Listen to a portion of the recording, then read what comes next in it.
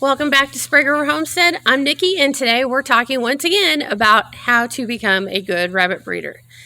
So in the first week, we talked about establishing your goals of what it is that you're wanting to do. In week 2, we talked about researching the breeds that match your goals and picking a breed. Now in week 3, we're talking about, nope, still not buying rabbits yet. In week 3, we're going to talk about buying an ARBA standard of perfection. Why is this so important? Because you don't know what you don't know, right? So if you're going to go out and start looking for rabbits, you need to know exactly what your rabbits are supposed to look like. Too many people go and buy pedigreed rabbits and they think, well, we've got a pedigree. That means that these rabbits are what they're supposed to, and not necessarily.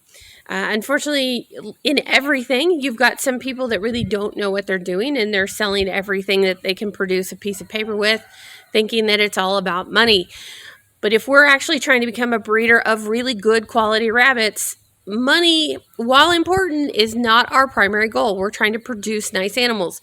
How do we produce nice animals? Well, we have to know what our standard says. So you want to go onto the ARBA website, or KW Cages usually sells them. I think bunnyrabbit.com also offers a standard of perfection. And you want to go ahead and spend the $25 or whatever it is to get a full standard.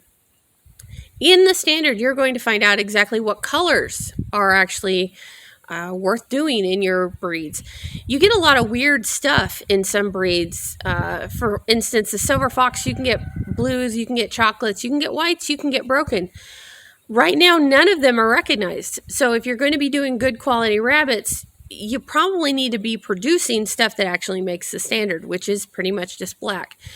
The blues and the chocolates have a certificate of development, so it might be something that'll be recognized down the road. But if one of your goals is to produce show rabbits, it doesn't do you any good to start with chocolate and blue. It just doesn't. Those aren't recognized colors and not worth doing. The Americans are kind of the same way. We see a lot of blacks come out. If your goal is to produce show rabbits, black is not worth actually picking up. I have one here and I'm doing something special with him, but that's coming 6 years into breeding the breed too. So you want to know exactly what your standard calls for.